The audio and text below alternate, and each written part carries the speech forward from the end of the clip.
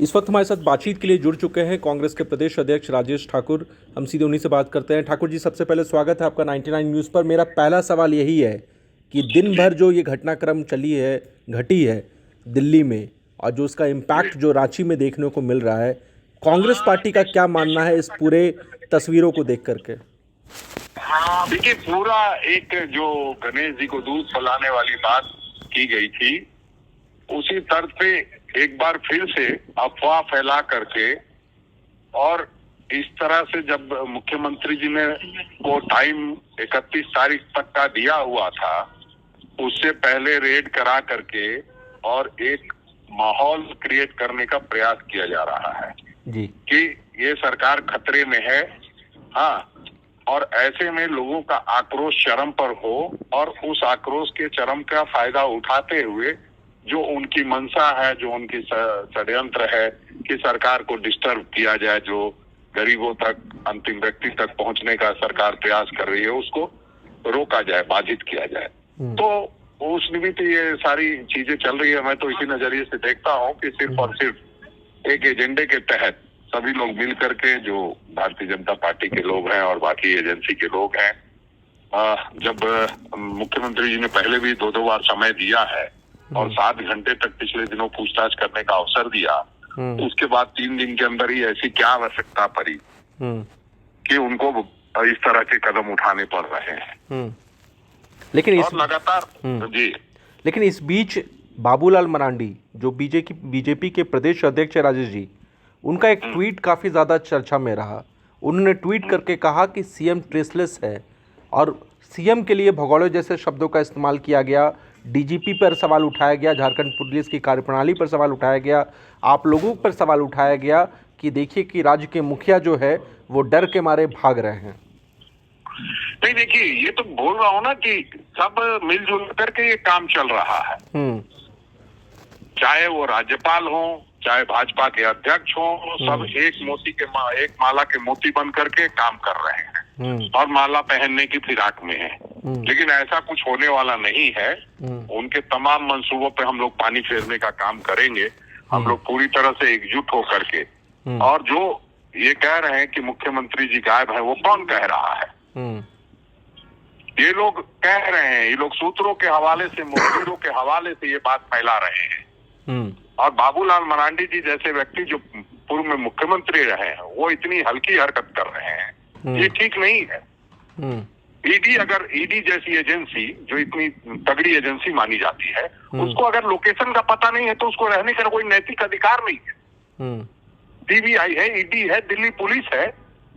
आपको अगर ये भी नहीं पता चल पा रहा है कि मुख्यमंत्री कहाँ है, और आप जाते हैं, सुबह रेड करते हैं, और वहां भी करते हैं, झारखंड भवन में करते हैं, इसका मतलब आपका कोई, जो आज लोग कहते हैं कि डिजिटल दुनिया है और जो है कोई कहीं से भी कानून के हाथ से बाहर नहीं जा सकता है, तो ऐसा माननीय मुख्यमंत्री होते हुए और आप ये लोकेट नहीं कर पाए, सिर्फ और सिर्फ षड्यंत्र और साजिश के तहत सरकार की छवि को खत्म करने के लिए, बर्बाद करने के लिए, देश और दुनिया में ये बताने के लिए कि आदिवासी का बेटा सक्षम नहीं होता है, वो राजकाज नहीं चला सकता है, वो भगोड़ा है, वो लापता है।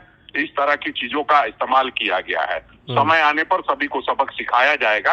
हम लोग वेट एंड वॉच में हैं। मुख्यमंत्री जी 31 तारीख का मुख्यमंत्री जी ने समय दिया है ईडी को, उसको मिल करके बताएंगे कि क्या वो पूछना चाहते हैं और उसका क्या जवाब है। इस बीच झारखंड कैबिनेट के मिनिस्टर है मिथिलेश ठाकुर, उन्होंने कहा कि राष्ट्रपति शासन लगाने की साजिश रची जा रही है पर्दे के पीछे से। अब आप बताइए ना कि जब बाबूलाल मरांडी जी वही बात कह रहे हैं, ईडी जा करके और ढूंढ नहीं पा रही है, तो ये क्यों हुआ? ईडी जैसी एजेंसी जाए और घर पे व्यक्ति नहीं मिले तो जाने की जरूरत क्या थी? फिर आप कर क्या रहे हैं?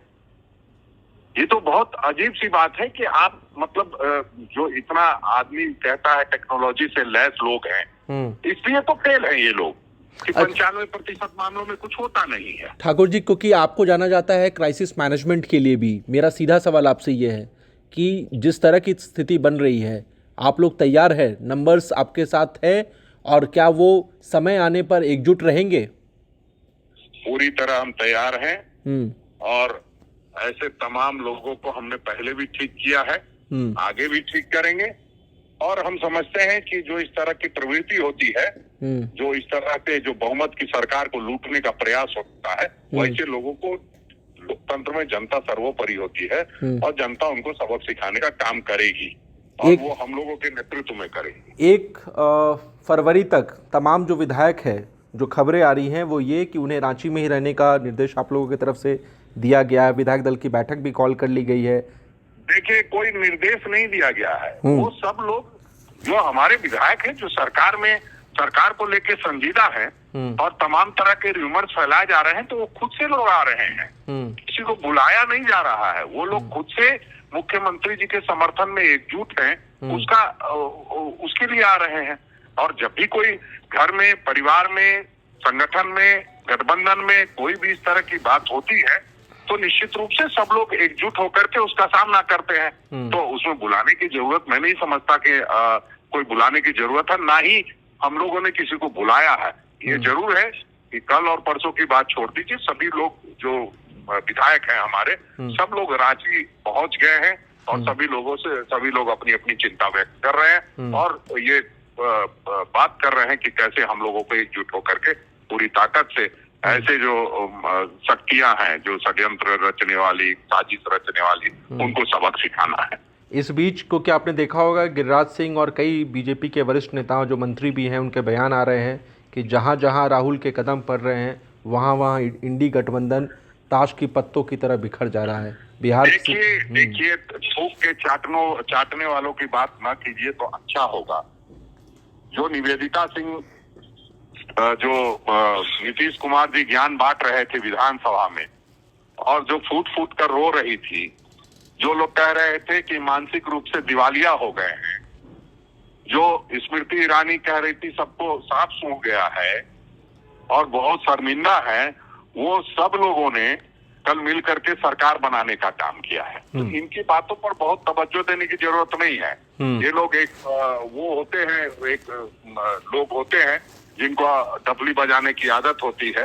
वो नौटंकी के लोग हिस्से हैं और डफली बजाना जानते हैं और डफली बजा रहे हैं, उससे कोई फर्क नहीं पड़ने वाला, उनको बजाने दीजिए। उन लोगों के बात का जवाब देना भी मुनासिब नहीं होगा। चलिए, आपने इतना वक्त दिया हमें, उसके लिए बहुत बहुत शुक्रिया। आगे भी आपसे इस पूरे हलचल पर अपडेट लेते रहेंगे और कोशिश करेंगे कि आप हमें कोई नई और महत्वपूर्ण जानकारी भी देते रहें। बहुत बहुत धन्यवाद राजेश जी। धन्यवाद मनीष जी, धन्यवाद, नमस्कार।